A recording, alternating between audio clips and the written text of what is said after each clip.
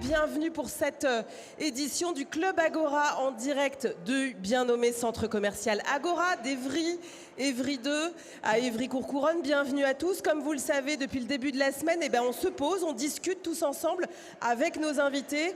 Et pour clôturer cette semaine où on a parlé confiance vis-à-vis des médias, des politiques, où on a parlé pandémie, génération sacrifiée, on a parlé écologie populaire, on a parlé aussi des livreurs, des Deliveroo. Aujourd'hui, à 2 jours de la Saint-Valentin, on s'est dit, et si on parlait d'amour ? Et si on parlait d'amour ? À l'heure où peut-être certains d'entre vous sont sur des applications à la recherche de leur dulciné, peut-être que d'autres ont une espèce de correspondance sur les réseaux sociaux avec leur amoureux au bout du monde, à l'heure où plein de gens se disent peut-être faut réinventer un peu les positions entre les hommes, les femmes. Tout ça est en train un petit peu d'être bouleversé. On s'est dit peut-être qu'il faut se poser. On a des super invités, donc rejoignez-nous ceux qui nous entendent là. On est à côté du Décathlon. Venez discuter avec nous.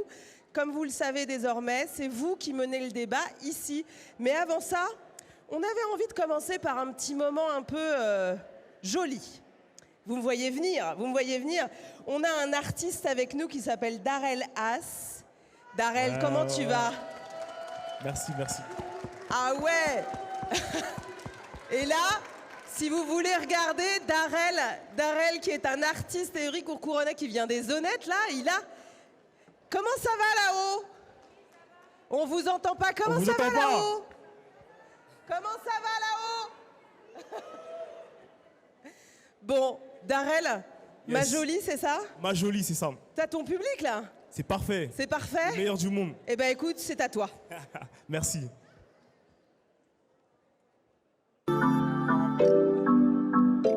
Toi à mes côtés, je suis inarrêtable. Je suis un brave, jamais tu ne me quitteras. Yeah. Toi à mes côtés, je suis inarrêtable. Je suis un brave, jamais tu ne me quitteras. Mon royaume manque d'une reine. Ma berceuse baisera ton cœur qui bat. Attends bébé, où est-ce que tu vas? Petite beauté, rentre dans ma life. Pourquoi te méfier? Tu ne devrais pas. Mon nouveau métier, ton bonheur ici-bas. T'as souffert, ouais, je le sais. J'en ai pas l'air, mais je suis pas mauvais. Oublie ce qui s'est passé hier, je veux être ta lumière quand la nuit apparaît. On t'a fait du mal, ouais, c'est vrai. Aujourd'hui, je te parle français. Je suis plus que prêt, je te veux au complet. Avec tes défauts, tes caprices et tout ce qui te fait. Oh là, tu caillas. J'ai des blessures qui ne guérissent pas. Et une grande femme comme toi peut apaiser le mal que j'ai en moi. Je pète ma tête, t'as ce truc en toi qui te rend différent des autres filles. Allons écrire notre histoire, fuck l'échec, toi et moi on est promis à la victoire. Ma jolie, ma jolie, ma jolie, ma jolie. Le monde est à moi si t'es à moi, je te veux pas pour la nuit mais pour la vie. Ma jolie, ma jolie, ma jolie, ma jolie. Le monde est à moi si t'es à moi, je te veux pas pour la nuit mais pour la vie.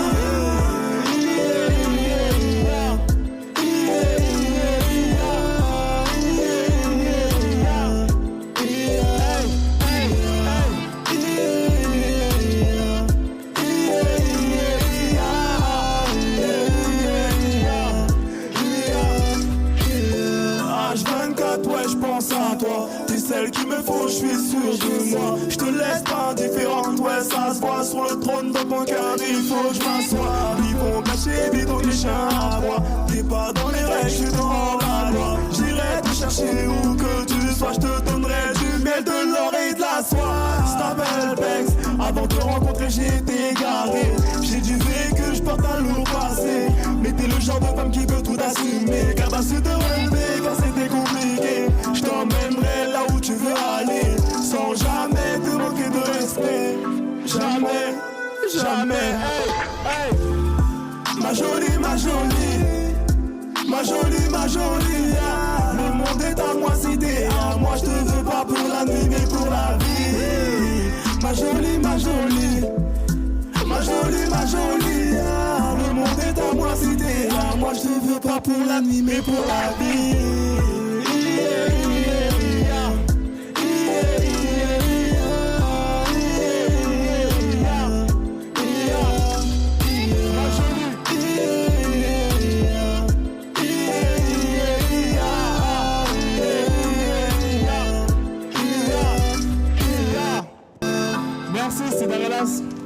Merci beaucoup. Merci, Bruit merci. pour Darella, s'il vous plaît. Merci. Bravo. Merci Nora. Alors, entre toi et moi, là, Yes. c'est qui ta jolie? Non, c'est un petit... C'est en train de se bagarrer là devant moi, hein? Bon, on te retrouve donc sur les réseaux, c'est ça? C'est ça sur Instagram. Ah bah écoutez, faites monter, donc c'est quoi ton compte? C'est Darel As-8. Je me rappelle plus, mais tapez Darel, Bon. vous allez trouver. Il se souvient plus, mais suivez-le, faites monter les algorithmes, bravo! Merci beaucoup, Merci merci à à vous. toi, et puis bah, on Merci. va retrouver T'es jolie du coup. Super. Merci, Merci à beaucoup. vous, merci, rentrez bien, bonne soirée à Et la du prochaine. bruit, s'il vous plaît, pour Darelas. Il y a des artistes à suivre ici à Évry-Courcouronnes et on continue avec Folaké qui représente Focus Culture. Focus Culture, c'est un média et Folaké, elle va aussi nous parler d'amour. Non, tu chantes pas Folaké, mais ton texte, il y aurait moyen de le chanter aussi. On t'écoute. Bonjour tout le monde, vous m'entendez? Alors Laurie, la chanteuse, en 2002 nous disait « Moi, j'ai besoin d'amour, les bisous, les câlins, j'en veux tous les jours, je suis comme ça. » Bah, vous savez quoi? Nous sommes tous comme ça. Pourquoi? Parce que l'amour est un moteur dans la vie. L'être humain n'est pas fait pour vivre seul. Il a besoin d'échanger, de communiquer, de partager avec les autres.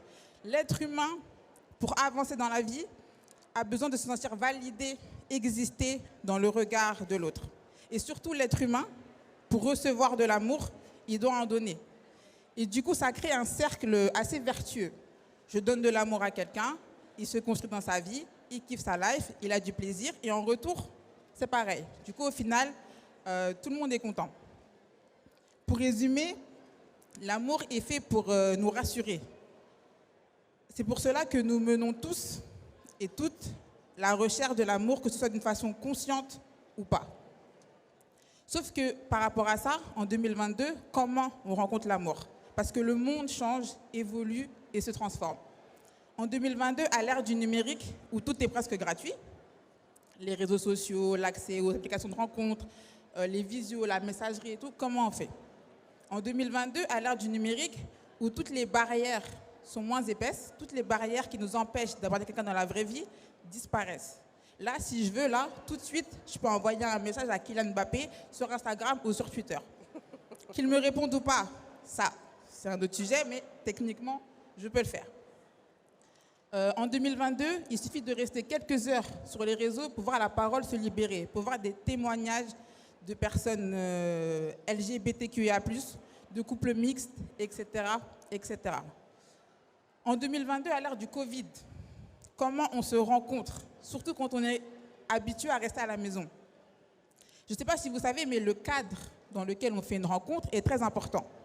Écoutez l'intensité de la voix de Calogero dans sa chanson En apesanteur. Une chanson qui raconte comment il rencontre une femme dans un ascenseur. Bon, maintenant, imaginez cette même rencontre en 2022 à l'ère des masques. Moi, personnellement, là, je vous vois, vous êtes masqué, juste j'imagine votre visage. Là, le coup de foudre, le coup de foudre, c'est mort. C'est mort.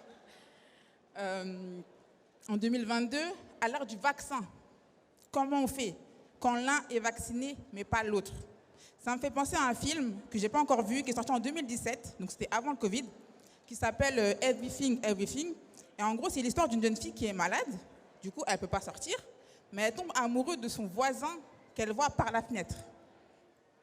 Bref, d'ailleurs, c'est bientôt la Saint-Valentin, messieurs, mesdames, n'oubliez pas. Pour relativiser tout ça, une chose qu'il faut savoir, une chose que nous avons, c'est que nous savons nous adapter. Par exemple, j'ai vu que des speed dating en ligne, ça existait. Je finirai avec une citation d'Oscar Wilde qui dit « S'aimer soi-même, c'est l'assurance d'une longue histoire d'amour. » Bravo, Folaké. Merci pour cette phrase, merci pour cette chronique qui va nous ouvrir justement le débat. Et avec nous, alors, Avant d'aimer les autres, il faut s'aimer soi-même. Comment rencontrer à l'heure du Covid, de la pandémie, des applications, des masques, de la guerre de la vaccination, entre guillemets. Avec nous, Louise Delavier. Louise, vous êtes porte-parole de l'association En Avant Toutes. C'est une structure qui a été créée en 2015 pour faire de l'éducation sentimentale dans les collèges. Bienvenue à toi. À côté, Judith Duportail. Judith, tu as fait plusieurs livres, dont Dating Fatigue, Amour et solitude dans les années 2020 et L'amour sous algorithme aux éditions Goutte d'Or, c'était en 2019. Donc, tu vas nous expliquer en quoi justement les applications sont en train de changer nos rencontres et comment elles les changent. Et enfin, Sikou Niakate. Sikou, toi, tu es réalisateur indépendant. Tu as réalisé plusieurs courts-métrages, mais je vous invite surtout à regarder ton premier documentaire, Dans le noir, les hommes pleurent, qui interroge justement les masculinités, et on va en parler. Alors, vous connaissez le système, hein ? Vous savez que nous sommes retransmis actuellement sur le Facebook Live de la ville. Vous pouvez poser vos questions, me les envoyer. Je serai le porte-voix de vos messages. Et le débat, il commence par vous, par cette salle. Alors, de manière complètement aléatoire, je vais aller voir monsieur. Comment ça va ? C'est mon ami. Monsieur, c'est mon ami. Avec qui vous allez passer la Saint-Valentin ?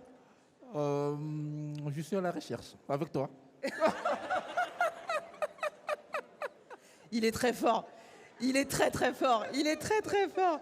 Bon, et comment ça se passe, justement, l'amour en temps de Covid, avec les masques, etc. Comment ça se gère ? Ça gère difficilement. D'abord, je suis d'accord avec ce que la sœur vient de dire. Avec les masques, il n'y a pas de coup de foudre avec le masque. On gère avec. On gère avec. Les applications alors ?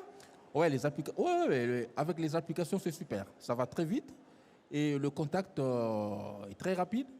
Et je suis très content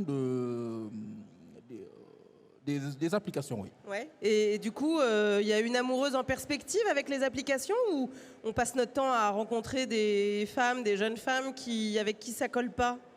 Oh, ça colle, mais il faut toujours être patient. Il ne faut pas être pressé, il faut être patient, voilà. Ouais. Et vous êtes patient, évidemment. Je le suis, toujours. L'amour, c'est comme la maïeutique socatrique. Maïeutique socatrique, c'est l'art de faire accoucher de nouveaux esprits. Donc, il faut être patient. Sublime. C'est l'art de faire accoucher de nouveaux esprits. Ça va, les gars ? Comment vous allez ? Bien et vous ? Bien et vous ?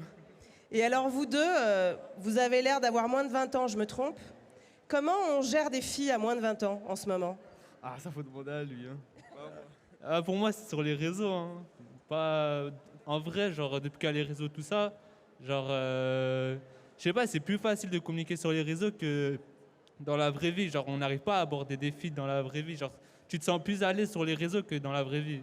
Ouais. Donc, c'est quoi tes réseaux, toi ? Tu vas sur des applis ou t'es sur Instagram ou Snapchat ou TikTok ? Snapchat et Instagram. Donc, ça veut dire que tu vas dans les DM des filles et tu leur envoies un message pour gérer un peu l'histoire ? Ah, ça c'était avant, mais maintenant c'est le contraire. Ah, maintenant, c'est les filles qui prennent les devants ? Ouais, c'est ça. Sérieusement, t'es d'accord ? En vrai, c'est vrai d'un côté, mais bon. Pourquoi d'un côté, mais bon, c'est quoi l'autre côté ? Parce que d'un côté, les filles viennent, mais c'est plus les garçons qui vont vers les filles. Parce qu'ils sont moins timides que les filles. Mais alors, qu'est-ce qui a changé là entre les filles et les garçons ? Il y a quelque chose qui a changé ? Moi, je sais pas, moi, je gère pas beaucoup de filles. Faut pas me demander à moi, faut demander à lui. Déjà, pour moi, l'amour, ça n'existe pas. Parce que quand tu montres que tu as de l'amour, on va t'écraser, c'est sûr. Tu montres de l'amour à une fille, la fille, elle va te lasser toi, en fait. Donc pour moi, l'amour, ça n'existe pas. Mais alors, c'est quoi qui existe si l'amour n'existe pas ? Ah, rien, c'est mieux d'être solo. Oh là là là là là là. C'est quoi vos prénoms, les garçons ? Moi, c'est Sergen. Moi, c'est Samed. Ils nous ont dit plein de choses, là, les gars. Alors, l'amour n'existe pas. Aujourd'hui, c'est les filles qui prennent le devant. Et puis, faut pas être faible parce que sinon, on se fait écraser. Et puis, finalement, en temps de Covid, c'est quand même sur les applis que ça fonctionne. Qu'est-ce que ça vous inspire, tout ce qu'on vient d'entendre ? Louise, peut-être, Judith ? Ça marche, ouais. Ouais, moi, je trouve ça très intéressant parce que c'est aussi un discours que moi, j'entends beaucoup. auprès des jeunes, en collège, on se rend compte qu'effectivement, dire ses sentiments, c'est un truc qui n'est pas facile. Quand on est un garçon, c'est pas forcément un attendu qu'on a de nous, et souvent on passe pour un faible quand on dit qu'on est amoureux, quand on dit qu'on a de l'affection, quand on dit des trucs comme ça. Des filles, c'est souvent plus attendu, mais ça ne veut pas dire que c'est forcément plus facile, parce qu'on va avoir souvent très peur du rejet. Et moi, c'est quelque chose qui résonne beaucoup, ce que tu as dit, Samuel, je crois, c'est ça ? C'est un truc que j'entends très bien, et donc je pense que c'est peut-être un enjeu d'aujourd'hui aussi, d'aider les garçons à justement dire ce qu'ils peuvent ressentir et à peut-être pas les considérer comme des faibles quand ils disent que, par exemple, ils aiment bien quelqu'un ou que ça peut les gêner quand on va dans leur DM, par exemple. Judith ? Oui, je trouvais que c'était très intéressant ce que vous avez dit, les garçons. On sait aujourd'hui, quand on étudie le féminisme, qu'on étudie souvent, enfin on élève souvent les petits garçons et les adolescents à penser que montrer ses émotions ou avoir des émotions, ce serait être faible, ou ce serait comme un déshonneur. Et c'est ça qui est intéressant avec le féminisme, qui serait de dire, eh ben non, c'est pas être faible que d'être un homme et avoir des émotions, parce que tout le monde a des émotions, les hommes comme les femmes. En fait, on a le même petit cœur qui bat. Et peut-être que les femmes ont plus le droit de le montrer, mais c'est très triste en fait pour les petits garçons et pour les hommes d'être obligés de faire semblant de ne pas ressentir des choses. On se coupe d'une des beautés et des richesses de l'existence. Mais moi j'aime bien ce que tu dis quand tu dis l'amour n'existe pas, vaut mieux rester solo, parce que quelque part ça veut aussi dire... Enfin, j'espère que quand tu dis solo, ça ne veut pas dire tout seul, ça veut aussi dire investir ses amitiés, ça veut dire avoir des potes, avoir des amis sur qui compter, parce qu'il n'y a pas que l'amour romantique dans la vie, contrairement à ce que on nous montre dans les films, dans les séries télé. Il n'y a pas que le couple, il n'y a pas que ton mari, ou il n'y a pas que ton compagnon ou ta compagne qui peuvent être là pour toi, qui peuvent t'aider à construire une vie riche, fun, qui soit aussi une vie, des liens solides, qui te donnent confiance. Il y a aussi les amis, il y a aussi le reste de sa famille, il y a aussi même la relation qu'on entretient soi avec le monde. Est-ce qu'on prend soin de la planète ? Est-ce qu'on s'occupe bien, est-ce qu'on est gentil avec ses voisins ? Est-ce qu'on s'occupe bien de ses animaux ? Tout ça, c'est de l'amour aussi. Et je pense que notre société, elle a tendance à survaloriser l'amour romantique et dévaloriser tous les autres amours qui peuvent nourrir notre existence. Sikou, qu'est-ce que ça t'inspire ? Je suis là. Ouais, il va falloir s'habituer à regarder dans le vide. Le fait qu'on dise qu'aujourd'hui, en fait, un homme qui avoue ses sentiments, c'est qu'en fait, il est faible. Je vois ce qui a construit cette pensée. Je ne pense pas qu'elle soit totalement vraie, mais j'ai grandi avec la même manière de penser que la tienne. Moi, je viens d'un quartier, je ne sais pas si tu viens aussi d'un quartier. Bon, voilà. On grandit avec cette manière de penser et on croit qu'elle est réelle. Mais quand tu grandiras et quand tu rencontreras une femme, tu te rendras compte que c'est précisément le contraire qui est réel et qui est attendu. En fait, il y a aussi un truc qui est lié à notre éducation, c'est qu'on apprend aux jeunes femmes très tôt, et limite on les pousse à ça, à pouvoir exprimer et à pouvoir échanger émotionnellement. Nous, c'est le contraire. Et du coup, on grandit avec une impossibilité de pouvoir parler, de pouvoir échanger émotionnellement. Et quand on est dans une relation de couple, c'est totalement inégal parce que elle, si on est hétéro, est dans une facilité à pouvoir s'exprimer émotionnellement. Nous, on n'y arrive pas, on est bloqué. Et la relation ne se fait pas ou elle n'est pas optimale. C'est un truc qu'on doit faire. On doit apprendre à partager et à échanger émotionnellement. C'est très dur, hein, parce que vu qu'on ne nous a pas appris à le faire, on doit inventer notre manière de communiquer l'amour. Mais je pense que tu changeras d'avis dans quelques temps.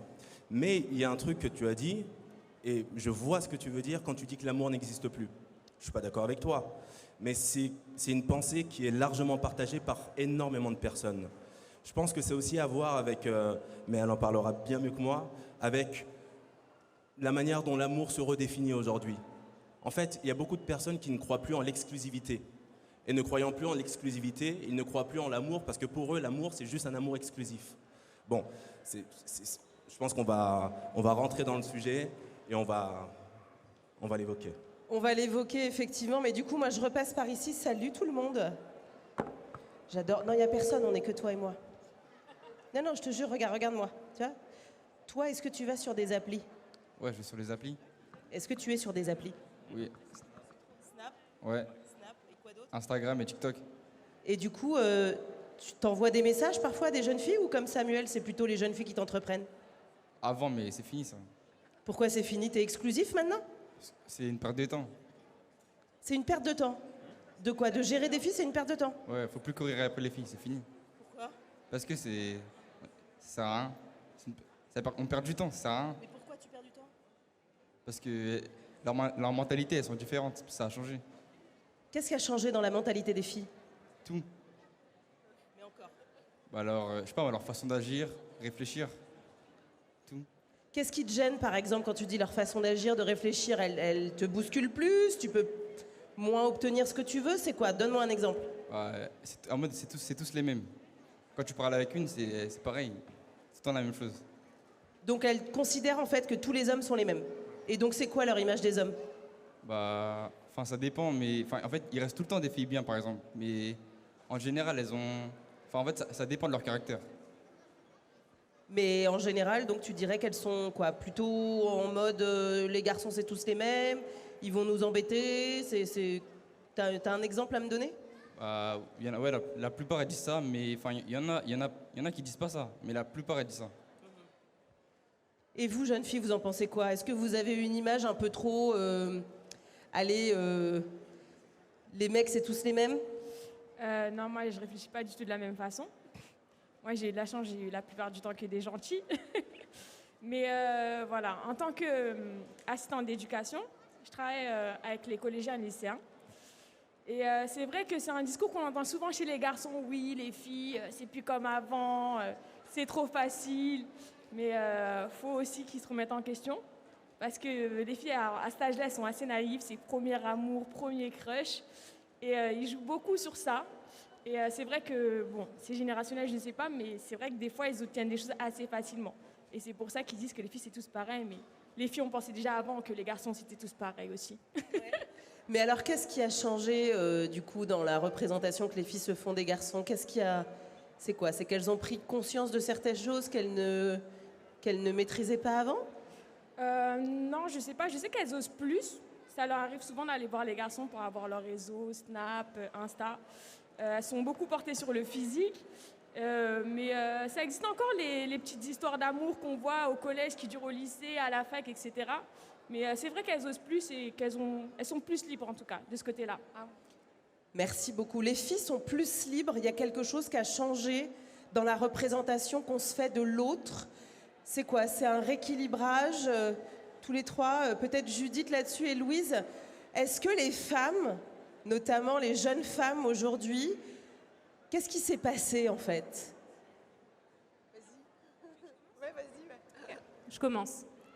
Ouais, il y a des trucs qui ont changé et il y a aussi des trucs qui n'ont pas du tout changé. Nous, chez En Avant Toutes, on fait des interventions en collège, mais on a aussi un chat où les personnes viennent nous parler de leurs relations amoureuses et notamment des violences qui peuvent y exister. Et en fait, ce qu'on constate dans les relations chez les jeunes, c'est qu'aujourd'hui, c'était comme moi quand j'étais jeune. C'était comme quand ma mère elle était jeune. Il y a une espèce d'attente hyper forte en fait de la part des jeunes filles sur comment investir le couple. Il y a un petit peu cette idée que si t'es pas en couple, en fait, c'est nul, t'as un petit peu raté ta vie. Et puis après, si t'es célibataire à 30 ans, genre laisse tomber, tout est foutu. C'est quand même vachement triste. Et je rejoins ce que disait ma collègue tout à l'heure sur le fait qu'on a aussi le droit de s'épanouir de plein d'autres manières que sur l'amour. Mais en fait, le problème de cette injonction à être en couple à tout prix, c'est qu'on finit par accepter des comportements parfois qui sont pas du tout sains. Et en fait, quelquefois, on se dit, ouais, tout plutôt qu'être célibataire.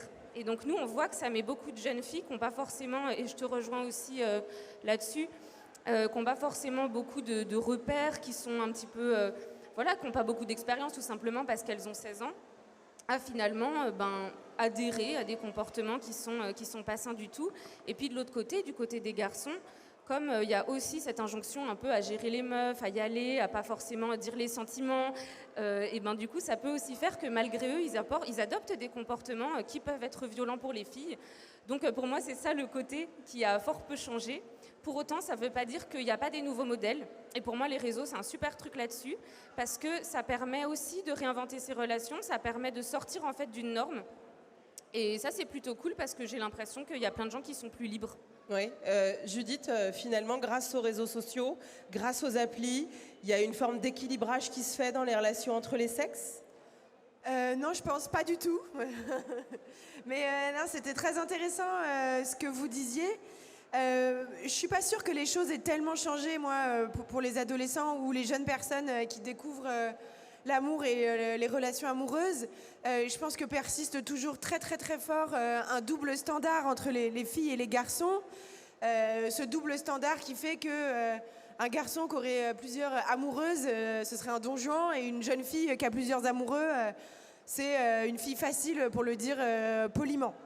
Et je pense que par contre, ce qui a changé, c'est qu'on est encore plus dans une société qui veut déshumaniser les rapports amoureux, notamment beaucoup à cause des applications de rencontres comme Tinder, qui nous font croire que consommer, que enchaîner les relations, que consommer les autres, c'est quelque chose de glorifiant, quelque chose de positif. Et on est arrivé à un moment où en fait beaucoup de jeunes personnes, comme disait l'adolescent tout à l'heure, se vantent de rien ressentir. Il y a une espèce de glorification à dire j'ai pécho un tel mais j'en ai rien à foutre, et de cacher dans le fond ce qu'on peut ressentir et de pas oser avouer bah non, en fait j'en ai pas rien à foutre si je chope quelqu'un. Peut-être que ça me bouleverse d'avoir embrassé cette personne, peut-être que ça me bouleverse de lui avoir caressé les cheveux, enfin, et il y a une espèce de honte en fait à dire ça. Et ce qui fait que c'est plus la sexualité qui est devenue un tabou, c'est la sentimentalité. Et le fait de ressentir quelque chose pour l'autre, finalement, est plus tabou aujourd'hui que d'avoir du désir. Ouais, que d'avoir du désir. Ouais. Et je pense qu'on y perd beaucoup, tous, collectivement, en fait, avec ce nouveau tabou. Ça nous fait tous beaucoup de mal. Et voilà. Donc, en fait, c'est un double truc entre le double standard sexiste entre les filles et les garçons et le fait qu'on soit poussé à vouloir consommer les autres. Qu'est-ce que tu en penses, Sikou, toi, justement donc tu es l'homme du panel, mais on a plein d'hommes à qui je vais aller poser la question après. Est-ce que tu considères effectivement, comme vient de nous le dire Judith, que ce rapport au sentiment, en fait, c'est quelque chose qui est devenu absolument tabou, et dire à l'autre qu'on l'aime, dire à l'autre que tu as de l'affection, à ses proches, même à ses amis, à ses parents, à son mec, à sa nana, c'est devenu quelque chose, en fait, qui est, ce qu'on entendait tout à l'heure de la part de Samuel, finalement un signe de faiblesse. On gère des meufs, mais on les aime pas. Absolument. Absolument. J'ai l'impression que ça a peut-être été le cas dans le passé, mais j'ai l'impression qu'on vit quand même dans une époque où on a totalement dissocié le sexe de l'amour. Et aujourd'hui, le sexe, on a un peu dépossédé le côté sacré du sexe. Le sexe, finalement, pour beaucoup de personnes, c'est comme une partie de foot, quoi. C'est un déchaînement physique. C'est une performance. C'est une performance aussi, parce que évidemment, c'est un endroit, c'est un espace dans lequel on a des choses à prouver, notamment sa masculinité lorsqu'on est un homme. Et on est pétri comme ça de plein d'obligations qu'on se sent obligé de déployer, qu'on se sent obligé d'incarner. Mais il faut dire que tout l'imaginaire qu'on a, alors pardon, je vais donner un chiffre absolument brutal, mais on estime aujourd'hui que 2 enfants sur 3, en fait, auront vu du porno à l'âge de 10 ans. Ça veut bien dire que les représentations qu'on se fait, en fait, de cet acte, c'est quand même aussi pétri, justement, de cette performance que tu peux retrouver dans la pornographie. Totalement, totalement. Donc, en fait, on se retrouve avec une sexualité qui est nourrie, qui est conditionnée par ce qu'on voit, notamment le porno, surtout le porno. Et surtout, j'ai l'impression qu'il y a... Enfin, quand on regarde un site porno, on a le choix entre 1000 vidéos. On choisit la vidéo qu'on veut sur mesure, sachant que le lendemain, ce sera une vidéo différente. Et j'ai l'impression qu'il y a exactement le même réflexe qui est utilisé pour les applications de rencontres et pour les relations amoureuses. On a presque par contamination le réflexe et le ressort qu'on a quand on regarde un site porno, on l'a intégré, on le déploie partout, tout le temps. Et finalement, c'est comme ça aussi qu'on considère les relations entre hommes et femmes, quoi. Dans la consommation. On est dans la consommation, ce qu'on disait tout à l'heure. Consommation éphémère, ouais. Louise, tu voulais ajouter quelque chose? Oui, je crois aussi, et c'est ce que je vois beaucoup avec les jeunes, que le sexe est aussi un impensé dans la société. Paradoxalement, on en voit partout. On a tous accès en 2 clics à un site porno comme on veut. Et pour autant, on n'a développé encore aucun espace où on peut parler sainement de sa sexualité, où on peut aller dire, voilà, moi j'ai envie de faire ça, je ressens ça, ça j'aime pas. En fait, il y a peu d'endroits aujourd'hui où on peut parler de ça librement, sans tabou, et je trouve qu'on est vraiment dans un double mouvement entre, oui, il faut performer le sexe, il faut absolument avoir plein de partenaires, etc. Et puis on va en parler, on va le montrer, on va en rire, c'est pas grave. Et pour autant, toutes les conséquences émotionnelles, tout ce qui peut être vachement beau en fait dans le fait de parler de sexe, ça j'ai l'impression qu'on le fait pas. Donc je pense que c'est une priorité aujourd'hui de libérer la parole sur ces sujets, d'accepter qu'on peut parler de sexe, qu'on peut parler de toutes ces configurations-là, et à mon avis, on s'en portera mieux dans nos relations si on décide ça collectivement. Judith, tu avais quelque chose à ajouter? Oui, je trouve ça hyper juste ce que tu dis et ce que vous disiez sur la pornographie et l'éducation sexuelle. Je trouve que nous, les adultes, en fait, on est responsables et on est extrêmement hypocrites parce qu'il y a très peu de... Le travail que vous faites, vous, dans les collèges et dans les lycées, il est très précieux. Moi, je me souviens quand j'ai grandi, on avait d'un côté au collège des cours sur comment pas tomber enceinte, comment pas attraper le sida, mais où on était terrorisés. Moi, j'avais l'impression qu'on allait attraper des maladies rien qu'en regardant un garçon. Et de l'autre côté, le porno. Moi, j'ai vu un film porno à 11 ans, ça m'a traumatisée. J'en ai fait des cauchemars pendant des semaines. Et jamais, en fait, on a parlé gentiment, joliment de ce que ça voulait dire. En fait, jamais on va dire oui, quand tu seras prête, tu vas faire l'amour et ça va être trop bien. Et tu vas être amoureuse et ça va être trop beau. C'était tout de suite, soit je vais tomber enceinte, soit ça va être un plan A4 dans un garage. Enfin, j'étais là, c'est quoi ce truc en fait? C'est quoi ces gens? C'est quoi ce truc? Et quand tu dis le sexe est un impensé, je trouve ça extrêmement juste et je pense qu'il y a une urgence, et c'est pour ça que c'est génial que cette conversation ait lieu cet après-midi, à en parler de manière sereine et sans tabou et aussi très calme et calmement, quoi. Et voilà. Alors, à côté de moi, comment ça va? Bien, et toi? Bah écoute, ouais, pas mal. Qu'est-ce que ça t'inspire, tout ce qu'on vient de dire? Est-ce que... comment tu peux considérer, toi, à la place où tu es, comment est-ce que tu pourrais changer les choses pour faire en sorte que les relations, notamment hommes-femmes, soient sereines? De moi-même, changer les choses, je dirais que c'est un grand mot. Mais autour de moi, personnellement, je vais du principe sur lequel, vu l'éducation que j'ai reçue, pour moi, le sexe, c'est quelque chose de sacré. C'est-à-dire, vu que je suis chrétien et j'ai grandi au Sénégal, en Afrique, et pour moi, le sexe, c'est pas avant le mariage déjà. Et c'est quelque chose qui fait de l'exclusivité, la différence entre la femme que tu épouses, que tu as aimée plus que toutes les autres femmes, et les autres femmes que tu as pu côtoyer dans ta vie, que tu as pu quand même aimer un peu. Et moi, en suivant tout ce que vous avez dit, lorsqu'on regarde les relations d'aujourd'hui, le problème que l'on a, c'est que, par exemple, du côté des femmes, il y aura beaucoup de femmes qui voudront des relations dignes d'un Disney avec des gangsters dignes d'un film américain. Et l'autre côté, c'est qu'il y a des hommes qui voudront des relations stables avec une bad bitch, comme on dit.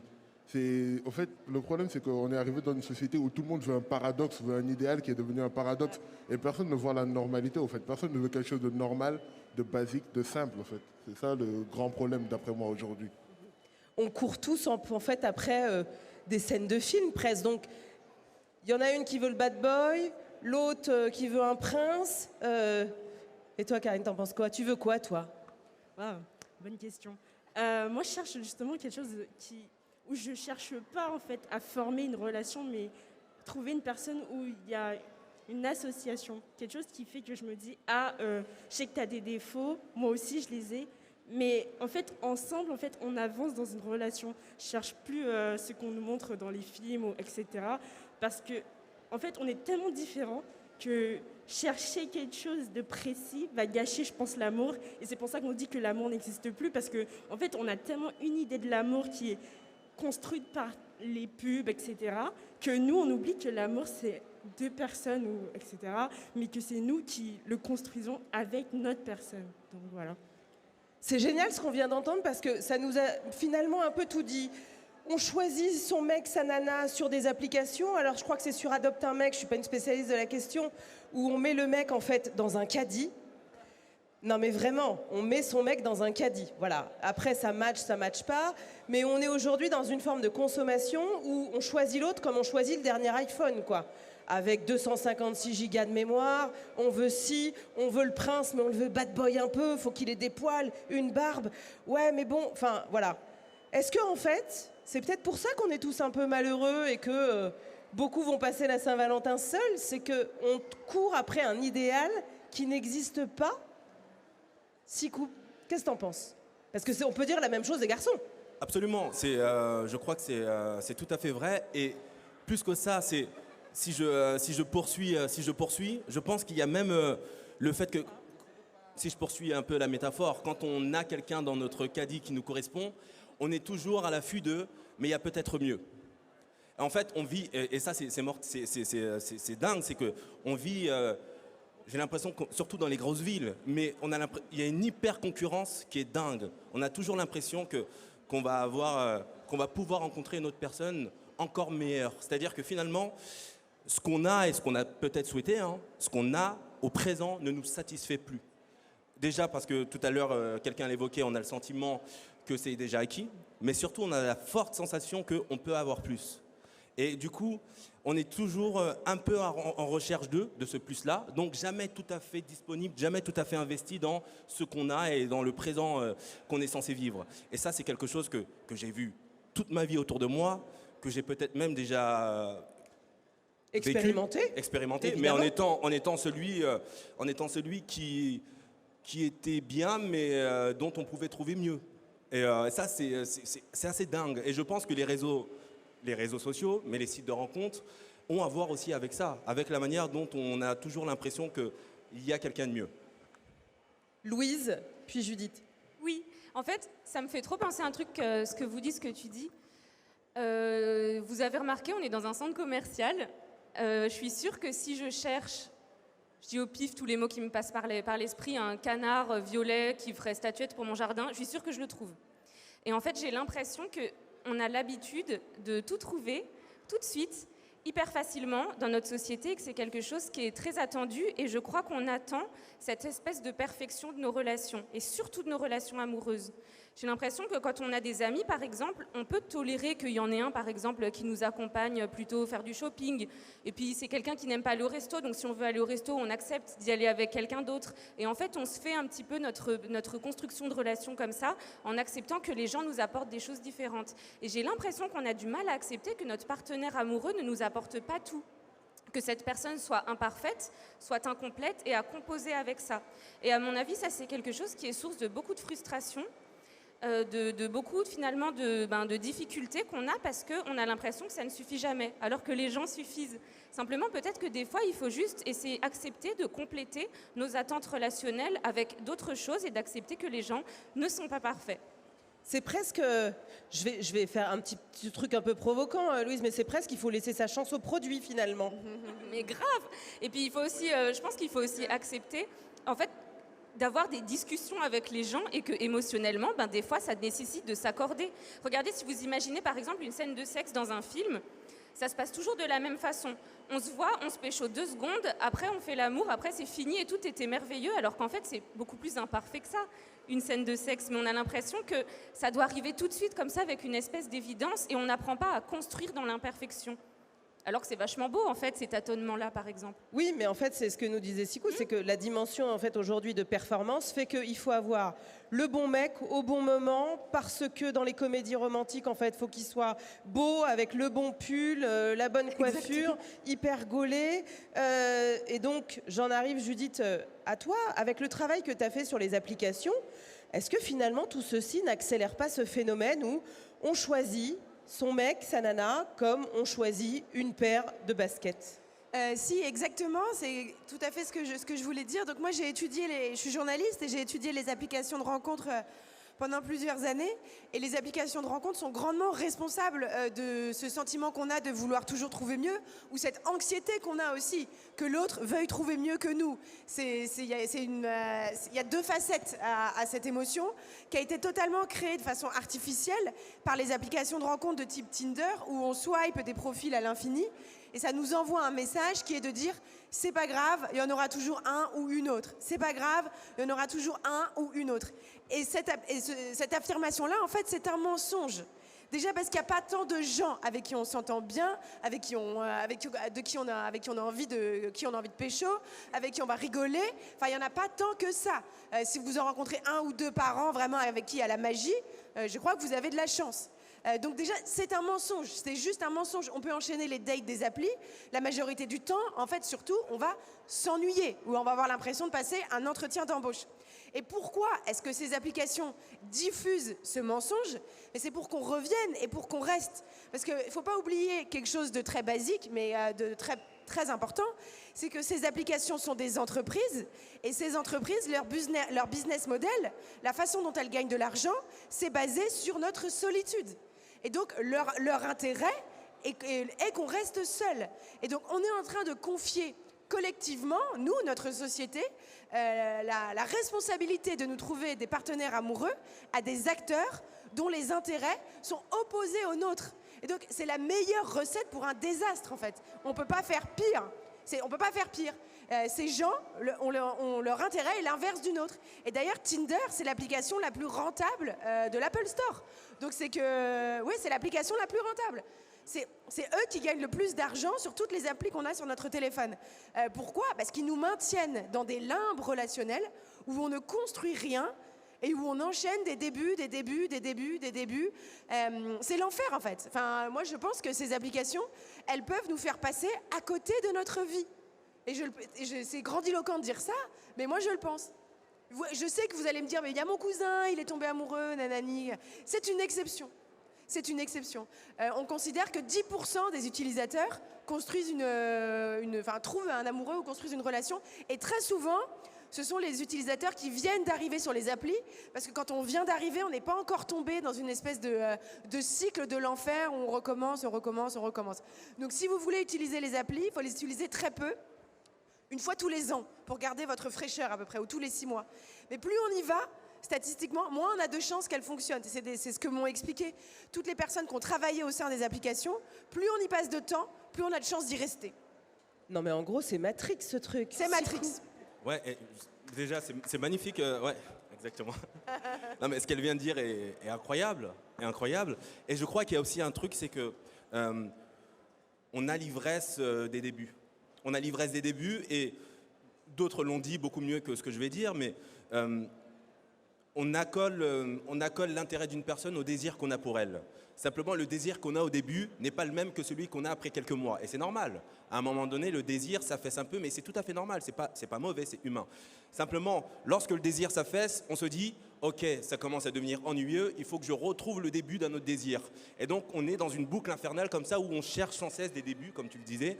Et en fait, on ne va jamais plus loin que les quelques semaines ou quelques mois, parce qu'en fait, lorsque la passion du départ s'affaisse, on part du principe que l'amour aussi, ou l'intérêt s'affaisse aussi. Non, et ça, c'est assez dingue. C'est hyper important ce que tu nous dis. Ça veut dire qu'en fait, pour rechercher ce plaisir immédiat, on est incapable de s'engager sur le long terme. Mais donc là, on a quoi? Une petite sécrétion, c'est quoi? C'est les endorphines, donc on kiffe. Et en fait, tout ce qu'on veut, c'est kiffer, comme si c'est de la drogue. Exactement, l'ivresse des débuts. Il y en a qui vont passer des années à avoir que des ivresses du début, que des relations qui s'arrêteront au bout de quelques semaines ou quelques mois, pour vivre ça constamment avec des partenaires différents. Ouais. Qu'est-ce que ça vous inspire? Est-ce que vous êtes sur les applis, mademoiselle? J'ai quitté Tinder récemment, parce que j'en avais ras-le-bol. En fait, j'étais assez désabusée d'y être restée un bon moment et de voir un peu toujours les mêmes profils revenir. Et puis, j'ai aussi un peu un éveil de ma conscience féministe. Et donc, du coup, il y a des choses que je repère. C'est des profils de mecs qui peuvent me plaire. Et je me dis, bah non, là, c'est tous les signes de la masculinité toxique.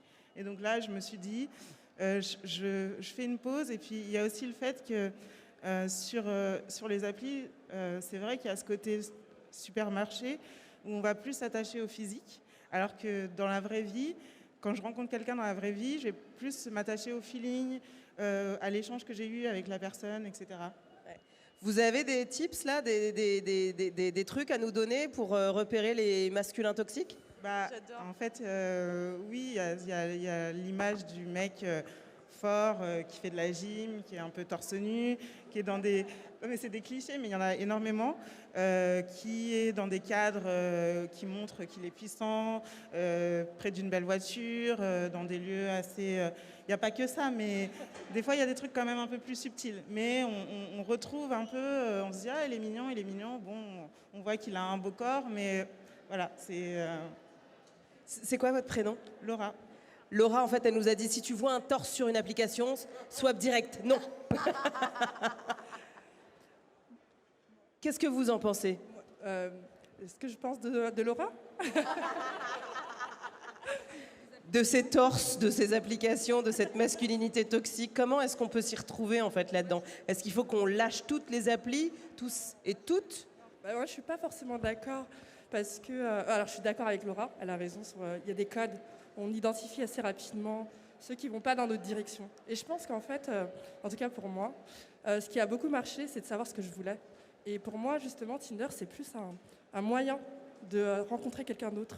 Et pendant le confinement, ça a bien aidé quand même d'avoir des relations avec des gens, parce qu'en fait, je me suis rendu compte que sans Tinder ou sans les autres applications, on avait du mal à interagir, il y avait personne, on était isolés.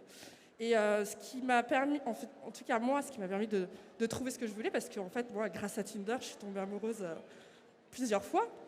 J'ai eu plusieurs longues relations, justement, qui forcément n'ont pas abouti, mais voilà, ça a duré 1 an et demi. Et ce qui m'a permis, en tout cas, de trouver l'amour, c'est de savoir ce que je voulais et tout de suite donner une direction à la relation. Dire voilà, forcément, si toi, tu as plus envie de batifoler, ça va pas être possible, donc on arrête là et on parle plus. Et au contraire, si on va dans la même direction, on a les mêmes critères, on sent qu'on a les mêmes valeurs et qu'on se plaît physiquement, là, on peut approfondir. Et bien évidemment, c'est pas la garantie que ça va marcher, mais après, il faut sortir de l'application et rencontrer la personne et tout de suite aller dans l'interaction quand on peut, quoi. Alors, on entend beaucoup de choses là-dedans. Bon, finalement, soit on sort des applis, soit en fait on l'utilise comme un moyen et on a une forme d'intelligence de l'application qui est juste un levier, en se disant connais-toi toi-même. C'est ce qui est bon pour toi, ce qui n'est pas bon. C'est ce que Folake nous disait tout à l'heure. Avant d'aimer les autres, il faut s'aimer soi. Donc, il faut se respecter. Et du coup, quand on voit un torse à côté d'une grosse voiture bien bombée, en général, c'est pas bon signe. Bon, alors, du coup, moi, ce que j'entends là-dedans, c'est que comment est-ce qu'on sort justement de cette espèce de toxicité aussi de l'application? Comment on revient dans la vraie rencontre? Louise et Judith et Sikou. Oui, c'est hyper intéressant parce que ce connais-toi toi-même, moi j'aime bien. J'ai l'impression qu'en fait, il faut accepter que l'amour, les relations et tout ça, c'est du taf. En fait, c'est du travail d'entretenir une relation qui est saine. C'est pas un truc immédiat comme ça en claquant des doigts, et c'est exactement ce que vous décrivez. Ça rejoint aussi ce que tu disais, Judith. Quand on croit que c'est Tinder qui va résoudre nos problèmes de couple, ouais, non. Il faut accepter un moment de se poser, il faut accepter de se parler, il faut accepter de connaître ses limites et de savoir les poser, il faut accepter d'entendre les limites des autres, et j'insiste aussi sur ça, parce qu'on n'arrête pas de dire aux filles, oui, il faut savoir dire non, il faut savoir poser des trucs, mais il faut aussi apprendre aux garçons à accepter qu'un refus, un rejet, c'est pas grave, et accepter ça avec élégance. Je trouve que c'est aussi quelque chose de très important. Donc effectivement, accepter que pour avoir des relations saines, il faut les travailler, il faut communiquer, il faut se questionner, et que ça, c'est pas quelque chose qui nous est immédiatement donné dans la société. C'est très important. Moi, ce que j'ai adoré dans ce que vous disiez à l'instant, c'est que vous étiez sûr de vous en sachant ce que vous vouliez. Et je pense que c'est exactement ça aussi la clé, sans obliger les autres à suivre nos désirs, mais en disant, voilà, c'est mignon d'ailleurs ce mot batifoler, c'est trop chouette. Mais de dire oui, si toi tu as envie de batifoler, non, ou si moi j'ai envie de batifoler, on fait comme ça. Je pense que cette espèce d'assurance saine, de savoir où on en est et ce dont on rêve, elle est indispensable. Que ce soit sur Tinder ou ailleurs. Moi je déconseille d'aller sur Tinder, mais tant mieux si d'autres ont un autre ressenti, hein, tant mieux. Mais ouais, je pense que savoir ce qu'on veut et le dire tranquillement, c'est la clé.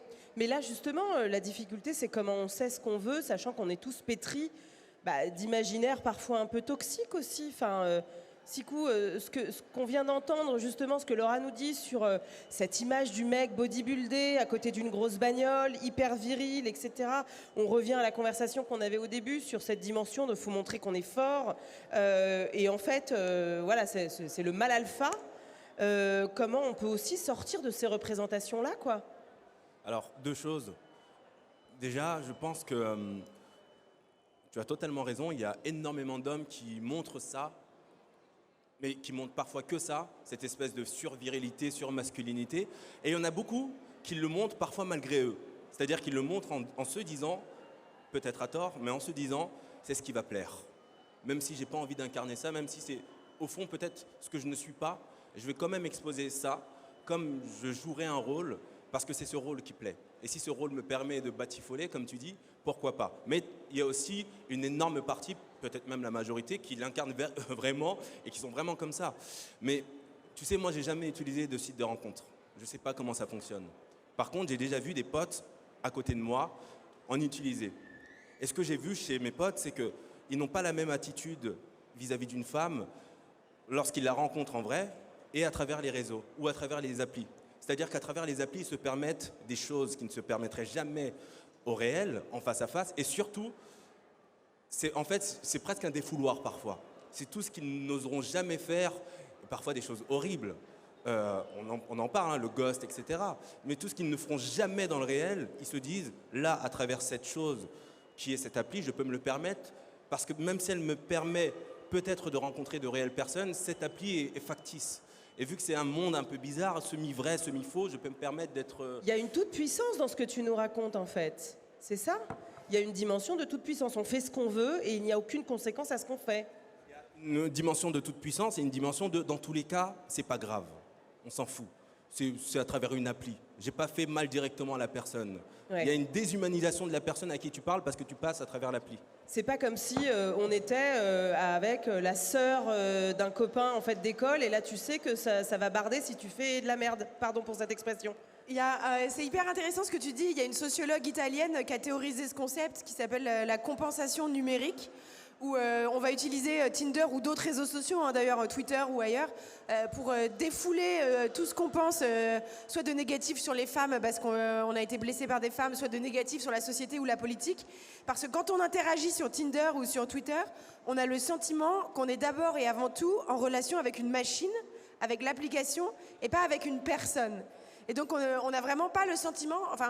de faire du mal, pas du tout. C'est comme si on tapait dans un ballon ou on criait, ou les gens qui foutent un coup de poing dans une porte. Dans notre tête, on a la même impression. Et donc c'est vrai que ça déshumanise terriblement. Et hélas, il y a une autre chose qui a été constatée par les sociologues, et ça me fait de la peine de constater que c'est encore comme ça en 2022, mais beaucoup d'hommes disent mépriser un petit peu les femmes qui sont sur les applications de rencontres. Encore aujourd'hui.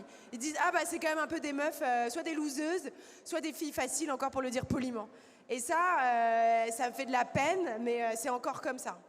Non mais pour qu'il y ait des rencontres sur les sites, il faut qu'il y ait des hommes et qu'il y ait des femmes. Enfin, c'est fou ça. Oui, c'est fou. Qu'est-ce que vous en pensez de tout ce qu'on vient de se dire? Moi, je trouve qu'on parle beaucoup de quand on ne connaît pas forcément la personne, quand on la rencontre sur Internet, mais quand on a vu quelqu'un finalement, par exemple au lycée, quelqu'un qui nous plaît, et qu'on commence à lui parler et lui demander son snap, par exemple, la personne dit oui, et qu'en fait, au lieu de continuer dans cette réalité à se parler face à face, on entretient une relation par message, et en fait, ça voile tout le côté finalement romantique et naturel de la chose. Parce qu'on se dit, par exemple, si on reçoit un message de cette personne, qu'on commence un peu à flirter, mais par message, finalement, en réalité, ça vaut rien. Quand on se voit, ça vaut absolument rien. Et donc, du coup, je trouve ça assez dommage. Et ça fait un voile, finalement, un peu sur l'amour. Ça arrive souvent, cette espèce de monde parallèle où, du coup, plutôt que d'avoir une vraie relation dans la vraie vie, on préfère avoir une relation par message et par vocaux. Moi, je vois que dans la jeunesse, c'est quand même quelque chose qui se répand de plus en plus. Par exemple, quand on encourage des amis à dire « Allez, vas-y, va lui parler, vous parlez déjà pas mal par message », tout de suite dit « Non, mais c'est mieux, c'est plus rassurant ». Mais finalement, si on commence à faire ça pour l'amour, on va le faire avec absolument tout. Et donc, se mettre soi-même dans un métaverse, finalement. Donc, voilà. Ah ouais. On est dans le métaverse. On est dans le métaverse? Sérieusement? Sérieusement, on est dans le métaverse? Salut? Non, il n'y a personne, regarde-moi. Regarde. Ok. Ça va? Oui, ça va et vous? Ouais, ça va bien. Qu'est-ce que vous en pensez de tout ça? Je suis d'accord, il y a une barrière quand on est sur les réseaux sociaux. C'est pas la même chose, il y a ce côté rassurant, comme elle l'a dit, qu'il n'y a pas en vrai, quoi. Et vous, par exemple, qu'est-ce que vous voyez Vous êtes collégienne, lycéenne? Alors, je suis dans les études sup. Pardon, oh, mais vous avez l'air toute jeune, je suis désolée. Comment ça se passe? Qu'est-ce que vous voyez? Qu'est-ce que vous observez à l'université? Bah moi, je suis pas trop dans tout ce qui est amour. Je pense qu'il faut vraiment être prête pour se lancer dans une relation. Donc, en ce qui me concerne, moi, je sais qu'il y a beaucoup de choses à déconstruire sur l'amour en général. Avant de vraiment, comme elle l'a dit Louise, c'est un travail. Donc, avant de se lancer dedans, bah, faut être prête et ça demande beaucoup de choses, quoi. Et comment on se déconstruit, justement? C'est quoi le processus pour vous pour se déconstruire avant de se dire « Allez, je saute dans le grand bain et j'y vais » Bah, comme l'a dit les filles, c'est d'abord se connaître et rechercher ce qu'on veut réellement. Et ensuite, accepter aussi que parfois les autres ne nous ressemblent pas et vraiment développer tout ça, quoi. Et je vais poser une question un peu provoque, mais pourquoi pas sauter dans le grand bain en se disant « Je vais apprendre en marchant » C'est quoi? C'est la peur? Ouais, je pense. Hein, y a beaucoup d'émotions en fait dans tout ça et je pense que c'est une sorte de barrière qu'on se met pour ne pas se blesser, quoi. Ne pas avoir mal. Et vous avez mal ou pas? Hein? Vous avez mal? Un peu, oui. Pourquoi? Je sais pas, je trouve que c'est compliqué déjà de trouver l'amour. Pourquoi c'est compliqué? Bah, dans notre génération, c'est un peu compliqué parce que tout se base déjà sur les réseaux. Et ensuite, on rencontre plus de personnes réelles. Réellement, enfin, on n'a pas ce truc où on dit, bah tiens, vas-y, je vais sortir et peut-être dehors, je vais trouver quelqu'un. Non, c'est directement, bah tiens, je vais aller sur TikTok ou je vais aller sur des applications directement. Alors, je vais pas faire ma vieille daronne, mais moi, à mon époque, en fait, il n'y avait pas les applis. Et donc, on rencontrait des gens. Comment est-ce que tu expliques aujourd'hui que ta génération, en fait, elle soit plus dans la rencontre physique, comme ce qu'on vient d'entendre? Je crois que c'est la technologie qui prend plus la place. Et pardon, je vais dire ça comme ça, mais quand on dit, ouais, vas-y, pourquoi tu vas pas rencontrer quelqu'un dans la rue, on va dire, mais ça, c'est un truc de vieux, ça. C'est vrai. Après, c'est les jeunes, actuellement, c'est plus, vas-y, je vais aller sur mon téléphone, alors que les anciens, ça va être, tiens, je vais rencontrer quelqu'un dehors. Mais, désolée d'avoir dit ça, mais c'est la vérité. Vous êtes d'accord? Non.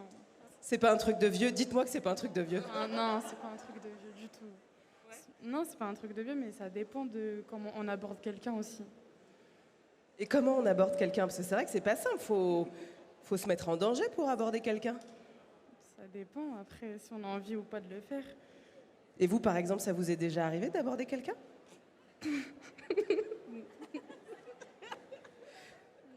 Non. Non. Pourquoi pas? Je sais pas, je suis trop timide. Vous êtes trop timide. Du coup, c'est plus facile d'aller sur les réseaux pour faire ça, alors? Oui, largement. En fait, là, moi, ce que j'entends, c'est que finalement, on est aujourd'hui des gros flippés. On est terrorisés par l'autre. Alors, au-delà du fait que maintenant, on a tous des masques, etc., qu'on se rencontre plus, qu'on peut plus se parler sans que vous soyez vecteur d'une maladie quelconque. Mais en fait, moi, c'est ça que j'entends dans tout ce que vous dites, c'est que on est devenus peureux, c'est ça? Oui, je crois qu'effectivement, les réseaux sociaux ont de très intéressants qui développent une forme de sociabilité qui est différente. Et aujourd'hui, en fait, on apprend à communiquer comme tout le monde apprend à communiquer en grandissant, mais avec des usages qui sont autres, qu'on ne connaît pas encore forcément très bien, et effectivement qui font que, oui, c'est parfois plus facile de faire à distance, c'est parfois plus facile d'écrire ses sentiments, par exemple, que de les dire. Parfois, c'est plus facile, de passer par un écran. Tout à l'heure, Judith, tu parlais de concepts sociologiques très intéressants. Il y en a un autre que moi je connais qui s'appelle l'effet cockpit. Il faut imaginer, ça a été développé, ça a été théorisé pendant la Seconde Guerre mondiale quand on a lancé les premiers bombardiers pour bombarder des villes. En fait, le mec qui bombarde les villes, il ne voit pas ce qu'il fait.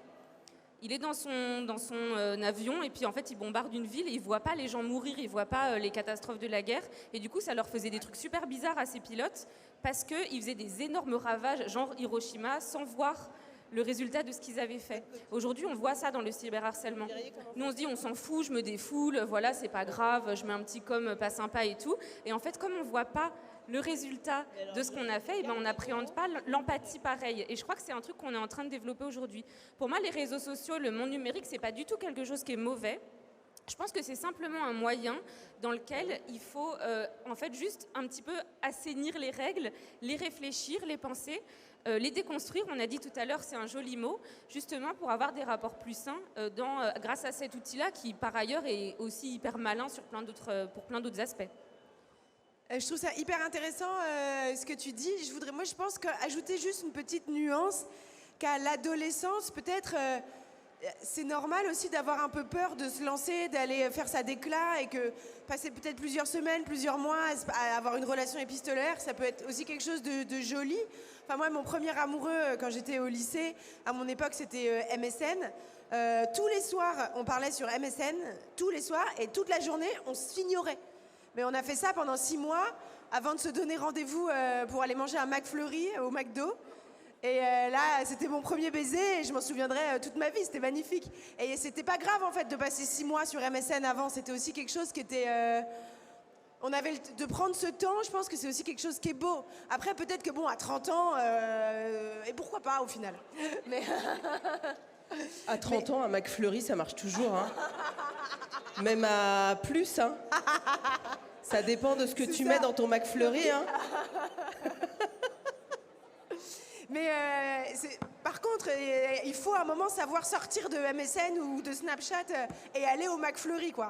Et la PDG de Tinder, elle vient de racheter une application coréenne qui s'appelle Hyperconnect pour 30 milliards de dollars, qui est un mélange entre TikTok et chatroulette. Je ne sais pas si vous vous souvenez de chatroulette, c'était un truc où tu parlais avec des gens de manière aléatoire. Parce qu'elle prévoit que dans les 10 prochaines années, toutes nos relations amoureuses n'auront lieu qu'en ligne. Et ça, j'avoue, c'est une définition de l'enfer quand même. Faut qu'on puisse aller dans le réel à un moment.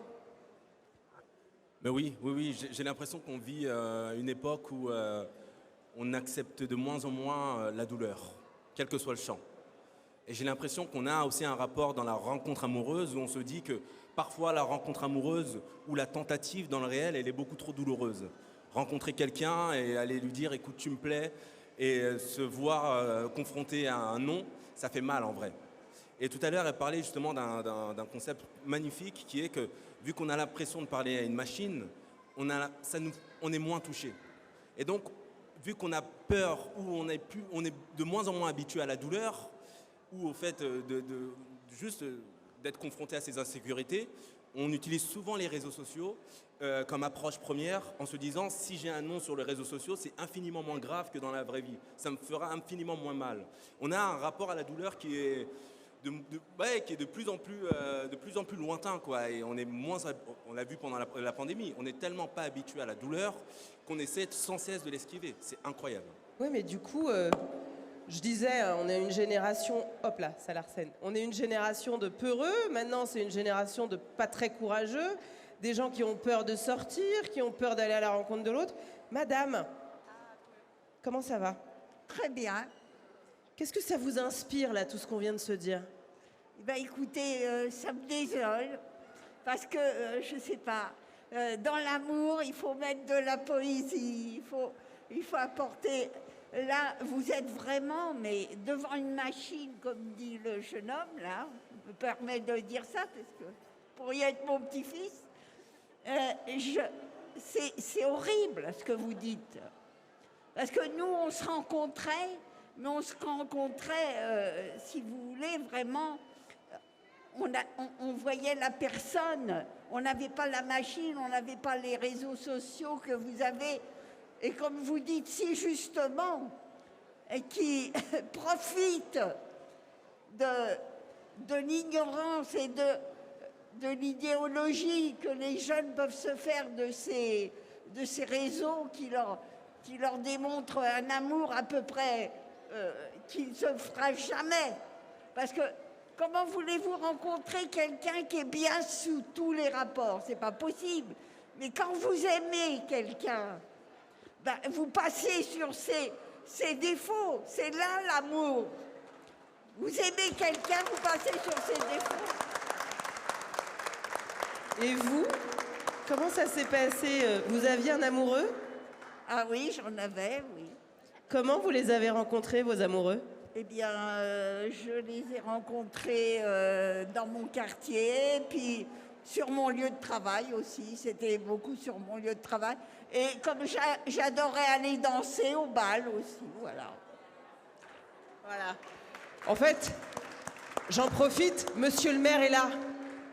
Pourquoi il n'y a pas un bal, monsieur le maire? Pourquoi il n'y a pas le bal d'Evry pour qu'on se rencontre? Il y a un bal? Ben, j'ai pas été invitée. Il y a un bal à Évry. Il y a eu des balles? Il y a eu, on a eu une organisation, enfin, une association qui a fait des balles le dimanche à Bexley. Tout faisait un bal par mois. Voilà. Et maintenant, elle me dit c'est tombé à l'eau, donc il faut refaire des balles. Il faut refaire des balles. On est d'accord? Qu'est-ce que... Il y a quand même quelque chose... C'était des personnes d'un certain âge? Oui, mais on peut rencontrer à tout âge, on est d'accord. On n'avait pas de jeunes. Oui, mais peut-être... Tiens, voilà un jeune. Jeune homme, s'il y avait des balles, est-ce que vous iriez rencontrer des jeunes femmes à des balles ou des jeunes hommes? Je ne sais pas. Moi, honnêtement, en fait, maintenant, la vie d'amour de maintenant, c'est qu'en fait, les filles, elles aiment trop les réseaux sociaux, elles aiment trop parler sur Snapchat. Par exemple, je suis en couple depuis 2 ans, ça c'est... Voilà. Et après, en fait, ce que j'ai remarqué, c'est qu'il n'y a pas longtemps, mon couple était tellement critiqué que j'ai enlevé la photo de profil avec ma copine. Et ce que j'ai remarqué, c'est que les filles, elles viennent vers toi comme ça. Elles t'ajoutent, elles te demandent si t'es célibataire comme ça. Mais en fait, non. Mais si j'étais à votre temps et qu'il y avait des balles, peut-être que je serais parti et j'aurais rencontré il y a longtemps. Qu'est-ce que vous en pensez? Ben, je pense que le monde d'aujourd'hui, nous sommes dans une pandémie d'amour. Une pandémie d'amour, c'est joli ça. Ah ben oui, mais parce que, attendez, on devient trop accro en fait sur les applications.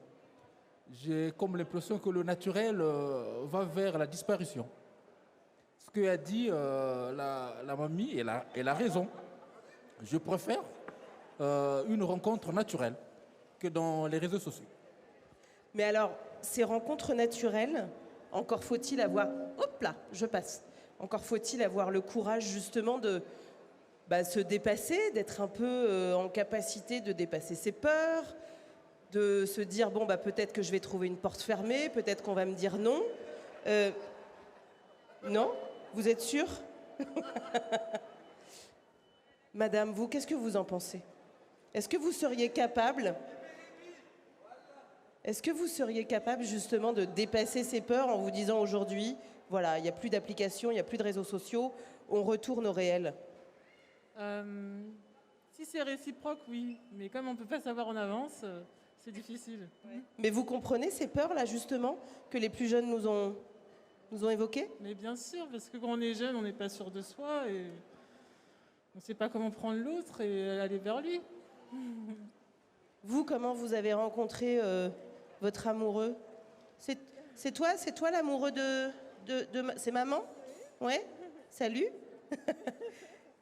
Comment ça s'est passé? C'était dans un maquis. En boîte, on va dire, en fait. Mais je sais pas.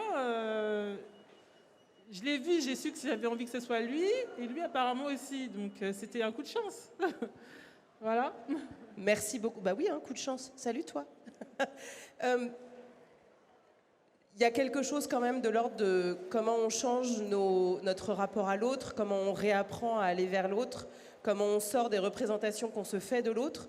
Qu'est-ce que ça veut dire entre la génération de mesdames qui allaient au bal, qui allaient au cinéma, qui étaient sur son lieu de travail en capacité d'être dans la rencontre? Qu'est-ce qui s'est passé et comment on retrouve... Voilà, le titre de notre débat, c'était « Faut-il réinventer l'amour ?» Est-ce qu'on vit une révolution amoureuse? Qu'est-ce qu'on fait là? Comment on avance?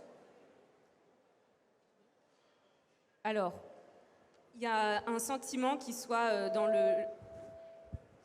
au sein du bal ou sur Tinder que je note dans toutes les interventions que j'ai entendues, c'est celui de la peur du rejet. Et je crois que ça, c'est très universel. Et à mon avis, si on déconstruisait quelque chose, venez, je vous fais une proposition là, à toutes celles et ceux qui sont là aujourd'hui. Et si on essayait de voir qu'est-ce que ça nous fait quand on vit du rejet et se dire que peut-être que c'est pas grave. Qu'en fait, peut-être que se prendre un vent, c'est pas la honte. Peut-être que aussi on peut tenter sa chance comme ça. Et peut-être que on peut arrêter de mépriser les gens ou de se moquer des gens qui se prennent des râteaux. Peut-être que si on avait déjà ça, si on déconstruisait ce sentiment qui est hyper difficile de se faire rejeter, si on essayait d'y réfléchir, de l'accepter et de vivre avec, peut-être qu'il y aurait quelque chose de très difficile qui s'enlèverait. Essayons de le faire, on verra. Oui, moi je suis entièrement d'accord avec toi. Je pense que chaque personne, on a le pouvoir de... Chaque personne est un monde à soi tout seul et donc avec nos actes et nos façons de penser, on a le pouvoir de transformer la société. Et moi je pense que avoir des sentiments, en parler ouvertement, c'est quelque chose de très courageux en fait et de très fort. Et je pense qu'on peut tous œuvrer à une révolution romantique en ayant ce courage. Et parfois en disant je suis bouleversée ou je rêve d'amour. Se dire c'est ça qui est badass en fait, c'est ça qui est gangster. C'est pas de faire style, on en a rien à foutre. Et oui, moi aussi j'aimerais en fait tendre la main ou lancer cet appel en disant essayons d'avoir tous et tous ce courage. Sikou. Exactement. Bah oui.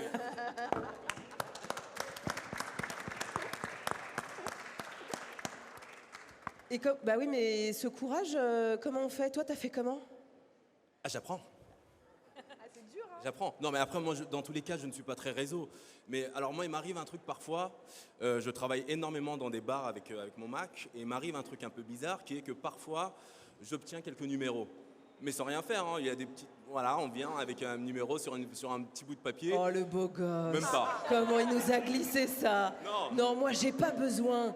Moi, on vient à moi et on vient à moi dans la vraie vie.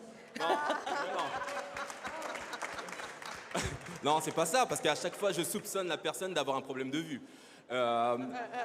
Non, et quand ça m'arrive, même si je suis absolument certain qu'il ne se passera rien, j'envoie toujours un texto à la personne pour lui dire, écoute, je ne suis pas disponible, mais pour la remercier pour le geste et pour l'encourager. À lui dire, écoute, je sais que c'est difficile, mais je sais que c'est difficile. Le coach Sikou.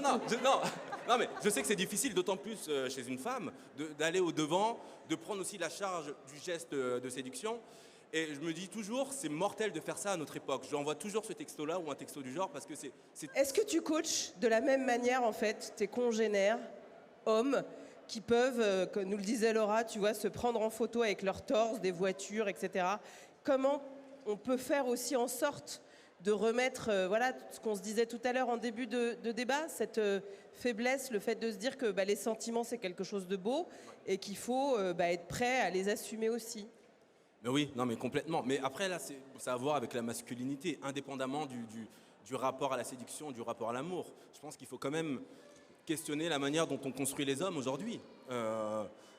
Moi, il y a un terme que je n'aime pas beaucoup, c'est le terme déconstruire. Déconstruire la masculinité. Je trouve que le terme déconstruire, visuellement, c'est comme si un homme macho serait construit, un homme qui serait éveillé serait déconstruit. Je trouve que l'image n'est pas belle. Je préfère dire réinventer sa masculinité, la réenchanter, ou libérer sa masculinité, pas déconstruire sa masculinité. Mais je pense que ça a à voir avec ça, avec comment est-ce qu'aussi on peut recréer un archétype d'homme qui serait beaucoup plus à l'affût de ce qu'il ressent vraiment, donc beaucoup plus humain au fond. Et comment est-ce qu'on peut glorifier aussi ça, mais à travers toutes les représentations, le cinéma, la pub, les séries. J'ai l'impression que c'est ce qui manque. Alors, comment ça va? Bien, comme hier. Hein. Vous êtes venus toute la semaine, vous êtes incroyables. Du coup, quand elle m'a demandé la parole, je ne pouvais pas dire non. C'est gentil. Oui. Je voulais rebondir sur ce que vous aviez dit tout à l'heure. Vous parliez de couples hétérosexuels. Si on parle de couple homosexuel, on parle d'attitude socialement reconnue de chacun, de l'homme, de la femme. Qu'est-ce qui se joue à ce moment-là? On est dans une autre rivalité, on a autre chose à prouver. Enfin, j'imagine, je ne sais pas, mais ça m'interroge. Quand on parle d'amour, justement, du couple, qu'est-ce qui se joue entre deux femmes et deux hommes où il n'y a pas ce... Alors, selon vous, c'est quoi? C'est qu'il y aurait entre un homme et une femme des rapports de domination, il y a une incompréhension et ce serait pas la même chose dans un couple homosexuel, selon vous? C'est ça la question? Non, ce que je voulais dire, c'est que tout à l'heure, on disait la représentation que doit avoir le garçon, la fille, dans un couple hétérosexuel. Quand ça se joue entre deux garçons et deux filles, on n'a pas la même chose à se prouver, on n'a pas la même image sociale à renvoyer à l'autre, puisqu'on est du même sexe. Donc... Oui, mais on peut très bien se prendre un râteau quand même. Ah, complètement. Oui, c'est hyper intéressant ce que vous dites parce qu'en fait, ça convoque ce qu'on appelle les normes de genre et qui sont que quand on est... En fait, c'est pas individuellement les gens parce qu'ils naissent avec un sexe masculin, ils vont d'un coup avoir envie d'avoir des grosses bagnoles et puis des muscles huilés. Et les filles, parce qu'elles naissent avec un sexe féminin, elles vont avoir envie de prince charmant et de bad boy et de je sais pas quoi. En fait, ce sont des normes de genre, c'est-à-dire des normes sociales qu'on accepte tous et toutes, inconsciemment, parce qu'elles ne sont pas forcément travaillées, réfléchies. Et du coup, on les adopte, on les reproduit. Et si jamais, parfois, on en sort un peu, par exemple, si on a envie d'autre chose, eh ben, il va y avoir souvent un peu un contrôle social qui va faire qu'on va se sentir un peu bizarre, qu'on ne va pas forcément le faire. Donc, on n'y est pas encouragé. C'est comme ça qu'on perpétue tous, un peu sans faire exprès, les normes de genre. Et en fait, quand on est dans un couple... donc hétérosexuels, ces normes de genre, elles peuvent se reproduire d'une façon plus ou moins évidente. Mais quand on est un couple avec le même genre, par exemple 2 garçons ou 2 filles, en fait, on les reproduit aussi. C'est ça qu'on va constater. C'est qu'en fait, on peut très bien... voilà, nous, on sait, par exemple, là, en Avant Tout, on accompagne des personnes qui nous parlent de leur couple et on accompagne beaucoup de personnes LGBT aussi. Et en fait, on voit que ça, ces mécanismes, ils vont se reproduire. Par exemple, de femmes qui sont en couple et qui vivent des violences dans leur couple, eh ben, il va y avoir en fait une femme dans les deux qui va exercer la domination, qui va mettre en place l'emprise, qui va insulter, humilier, rabaisser, etc. Et c'est pas parce qu'elle est une femme qu'elle ne va pas le faire, et ça va être pareil d'ailleurs entre 2 hommes. Disons que c'est aussi pour ça que c'est intéressant de questionner ces mécanismes sociaux, c'est parce qu'en fait, on les adopte toutes et tous, et que c'est intéressant donc de les réinventer, de les déconstruire, de voir, d'observer qu'ils sont construits, parce qu'ils ne sont pas naturels, ils sont culturels, et on peut décider de faire une société qui est différente et qui est plus saine. Voilà. Merci beaucoup. Alors, on a une dernière intervention. Ok, moi c'est par rapport un peu à tout ce qui s'est dit un peu depuis la dernière fois que j'ai parlé. Lorsque vous avez parlé de la peur, je vais du principe, selon moi, c'est pas une question de peur. C'est plus une question de normalisation. C'est-à-dire, avant, c'était normal de croiser une fille. Juste, la fille t'a plu au premier regard, tu vas lui parler. C'est normal dans sa tête, c'est normal dans la tienne. Aujourd'hui, c'est beaucoup plus, je dirais, c'est beaucoup plus normal, avec ce que l'on nous montre, de passer par les réseaux. Mais le problème que l'on a avec les réseaux, c'est que dans les réseaux sociaux, chacun va montrer une image, une facette. Comme dans un magazine, chacun va montrer une facette et va se plier à certaines règles. Et lorsque les gens vont passer sur les réseaux, ils vont voir ton profil Instagram, que ce soit, peu importe le type de relation, ils vont voir les choses, ils vont regarder, et ils vont regarder aussi selon leur case et tout, ils vont vouloir te caser quelque part. Et dire, ouais, ok, il rentre dans telle case, ok, c'est le bon. Et le grand problème aussi, parce que moi je parle personnellement, j'ai plus peur de parler à une fille sur les réseaux que de parler dans la vraie vie. Parce que sur les réseaux, tu ne parles pas qu'à la fille. Tu parles à la fille et à toutes les personnes à qui elle envoie le screenshot pour leur dire ce que je lui réponds. Tu parles à la personne et tu parles aussi à ses amis. Donc tu n'as pas forcément son avis personnel. Alors que quand c'est juste avec la personne, ça facilite les choses, je dirais. Donc moi, pour moi, je me dirais qu'une relation, comme on dit, à l'ancienne, qui commence à l'ancienne, c'est 1000 fois mieux que les réseaux. En fait, je me dis que les réseaux sont des tueurs l'amour, selon moi. Voilà. Ce sera l'intervention de la fin. Est-ce que les réseaux sont des tue-l'amour? Est-ce qu'il faut revenir à des formes de relations à l'ancienne? Est-ce que ça c'est réactionnaire de dire ça? Ou est-ce qu'en fait il faut, comme le disait Siko à l'instant, réinventer, réenchanter et faire en sorte de s'en servir juste comme d'un levier comme un autre et juste voilà, se dépasser, apprendre à être soi? On a entendu beaucoup de choses. Un mot de la fin justement sur tout ça. Siko, tu commences. Allez. Je dirais 3 choses, non. Si, vas-y, ouais, vas-y. Bon non, alors 2 choses. Sur ce que tu viens de dire, je crois que tu as entièrement raison. Quelle que soit l'application, elle ne peut pas faire le tour de notre personne. Donc c'est toujours qu'un tout petit fragment de ce qu'on est, de ce qu'on a décidé d'exposer, et donc c'est toujours un peu artificiel. Moi, j'aime l'idée de me dire que si je plais avec tout ce que je suis, y compris mes défauts. C'est pour ça que je privilégie toujours le réel. Parce que dans le réel, je ne peux pas cacher mes défauts comme je peux le faire à travers une application. S'il y a une chose que je préconise et que je me préconise à moi-même, faut que je l'adopte, c'est, je pense, de me départir du regard de l'autre. Parce qu'il y a aussi un truc qui est dingue, c'est qu'on va aussi choisir nos partenaires selon l'apparence sociale qu'elle a, selon la valeur sociale, et donc selon la valeur sociale qu'on aura lorsqu'on sera en couple. Et donc parfois tu peux faire des rencontres intéressantes en te disant oui mais cette personne n'est pas très n'est pas très bankable socialement, donc j'y renonce, et être attiré par des personnes qui le sont, bankable socialement, tout en sachant que vous avez beaucoup moins de choses à vivre ensemble. Vraiment se départir du regard de l'autre et reconsidérer vraiment son intérêt, son regard, et se dire mais si cette personne me plaît, je m'en fous du regard de l'autre et je fonce quoi. Je fonce et je vis ce qu'on a à vivre. Voilà. Oui, c'est très beau ce que tu... Oui, Sikou, vas-y. On peut l'applaudir. Je suis entièrement d'accord avec tout ce qui vient d'être dit. Et c'est vrai que sur Instagram, on a accès qu'à la version Instagram de la personne, qui est une espèce de version idéalisée ou la meilleure version de soi-même.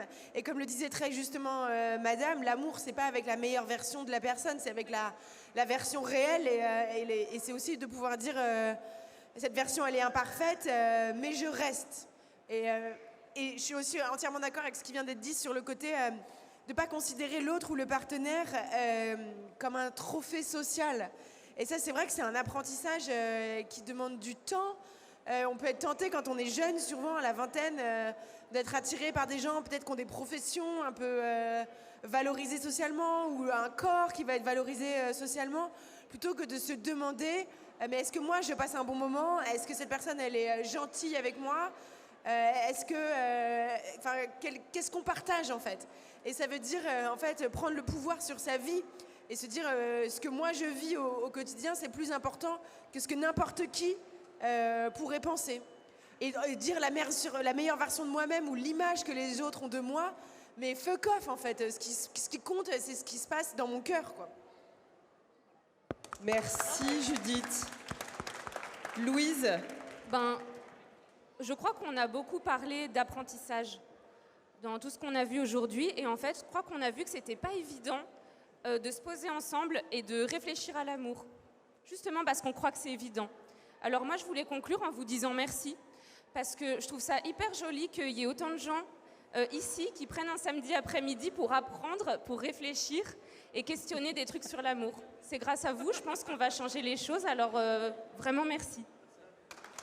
Merci beaucoup, Sikou Niakate, Judith Duportail, Louise Delavier. On a essayé aujourd'hui de débattre sur comment réinventer l'amour, comment faire en sorte de se rencontrer à nouveau, de sortir des applis. Monsieur le maire, vous faites quoi pour la Saint-Valentin? Alors, ma compagne est ailleurs dans le centre commercial. Elle sera à l'étranger. Voilà. Donc je serai seul à la Saint-Valentin. J'en dis pas plus. Voilà. Je pense qu'on communiquera à distance. Hein, voilà. Donc on ne sera pas sur... j'imagine qu'elle écoute. Monsieur le maire a rougi. Non, n'exagérons pas quand même. Voilà. Mais voilà. Mais je fêterai la Saint-Valentin avec fierté parce que on peut toujours nous expliquer que c'est une fête commerciale. Il n'y a pas de mal à se faire du bien. Donc voilà. Si on se fait des petites preuves d'amour en plus, un jour en plus, la question, c'est pas tant de ne pas le faire le jour de la Saint-Valentin, c'est de le faire les autres. Voilà. On clôture. On clôture une semaine de Club Agora. Donc ça s'est tenu ici, au centre commercial, à l'université, au théâtre éphémère, à la scène nationale de théâtre ici, donc à Évry-Courcouronnes. Bilan, perspective? D'abord, une immense fierté. Je le dis, alors vraiment, pour le coup, d'abord en remerciant nos intervenants du jour que vous pouvez à nouveau applaudir. Merci à vous trois.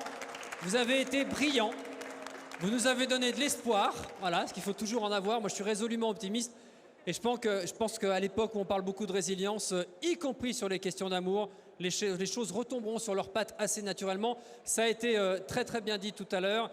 C'est que d'une forme d'enfer, c'est que des petits malheurs, c'est que le bout de la lorgnette. Et quand même assez vite, notre esprit, notre corps, notre âme auront besoin d'autre chose. Et donc très vite, on retombera sur nos pattes. Et on se passera de tous ces petits subterfuges. Non, très très fier, je disais, parce que c'était un pari avec Nora. Tu veux que je me mette là? Ouais. Hop là. C'était un pari avec Nora que de changer la fierté du public qui est là. De changer de public, de changer de lieu et de changer de méthode. Là, dans l'Aréopage qui est ici, j'ai deux fiertés. Ça fait plus d'1h15 que je vous écoute. On doit être quasiment sur 70% des gens qui sont là, qui n'étaient pas là il y a 1h15. Il y en a qui sont passés, qui sont partis, des nouveaux qui sont arrivés, qui se sont installés, qui ont pris part au débat. Et par ailleurs, on a ici une diversité d'âge, de public, d'origine, de catégories sociales, des anciens des rendez-vous de l'éthique qui sont présents là, certains qui n'ont jamais mis les pieds au rendez-vous de l'éthique et qui se retrouvent ici, à l'université, au théâtre, pour débattre. Et ça, je vais vous dire, c'est une réussite incroyable dans une époque où, je le dis, je le pense, on ne débat plus assez, on ne se parle plus assez et on ne se mélange plus assez. Et donc, il y avait un pari avec Nora qui consistait à se dire, les rendez-vous de l'éthique, c'était génial, mais ça restait enfermé à la mairie et ça s'adressait à un public. Alors, petit 1, faisons le pari de sortir de la mairie. Petit 2, et ça c'est juste une réussite merveilleuse, et on le doit énormément au travail qui a été fait avec Charlotte et avec Nora, que vous pouvez applaudir à nouveau.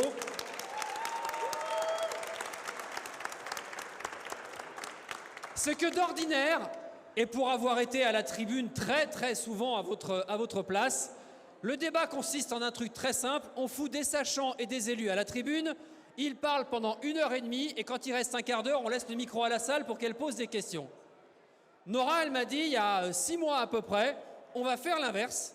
On va commencer par balader le micro dans la salle et on verra comment ça interagit avec la tribune et pas l'inverse. Sur l'heure et quart que je viens de faire ici, je crois qu'on est à 60-70% du temps de parole qui a été donné à la salle et au public et pas aux intervenants. Et ça aussi, c'est extrêmement merveilleux parce que ça a donné un débat riche, une multiplicité d'exemples et d'expériences valables aujourd'hui mais sur tous les débats de la semaine. Et donc, de ce point de vue-là, c'est une réussite. Donc, tu me demandais bilan, perspective. Eh bien, on va continuer. On va évidemment essayer d'améliorer des choses. Mais je pense qu'une ville jeune comme la nôtre, une ex-ville nouvelle, se doit d'être systématiquement un laboratoire. Et dans cette époque où on a besoin de discuter, de reprendre le goût au dialogue. Je faisais une remarque. Vous allez dire, pour un élu, il se tire une balle dans le pied. Mais on en est à 4 jours ou 5 jours de débat. La question de la présidentielle n'a jamais été abordée. C'est dire s'il y a des débats qui sont tout à fait au-dessus de nous et qui n'intéressent plus personne, et s'il y a des débats sur le terrain qui passionnent la vraie vie des gens. Et je trouve que cette rupture-là, c'est à nous d'essayer de la combler, et de la combler en essayant de partir par le terrain. Donc en termes de perspective, Nora, on continue, on essaiera d'améliorer ce qu'il faut améliorer. Et j'aimerais, pour finir, en demandant évidemment à nouveau d'applaudir celles et ceux qui ont participé, nos différents intervenants. Il y en a quelques-uns, ce n'est pas votre cas à vous, mais il y en a quelques-uns qui ont découvert ce que c'était que d'aller en banlieue en journée, à midi, le soir, se taper les RER, les taxis pour nous rejoindre. Merci vraiment infiniment de l'avoir fait. J'aimerais une salve d'applaudissements très fort pour BKE, le collectif BKE qui est derrière, qui est à la caméra. Ils sont tous derrière, qui ont fait un travail de dingue toute la semaine pour retransmettre sur les réseaux, filmer, etc. Merci à tous les organisateurs, il y a David Lafaille là-bas, et à nos services de la commune qui nous ont accompagnés dans ce pari un petit peu fou. Et enfin, vous deux, Charlotte, Nora, merci pour tout. Merci à vous, merci pour tout. Vous avez été top toute cette semaine, donc on espère vous retrouver bientôt. Merci Philocité, merci citoyens engagés, merci à l'Université du Temps Libre, à tous les participants, partenaires qui sont venus. Merci à vous qui vous êtes arrêtés. On continue. Surtout, si vous avez des idées, n'hésitez pas, passez-nous tout ça. Voilà, sur Instagram, il y a plein de réseaux par lesquels nous contacter si vous voulez débattre. Merci à tous et on se dit à bientôt.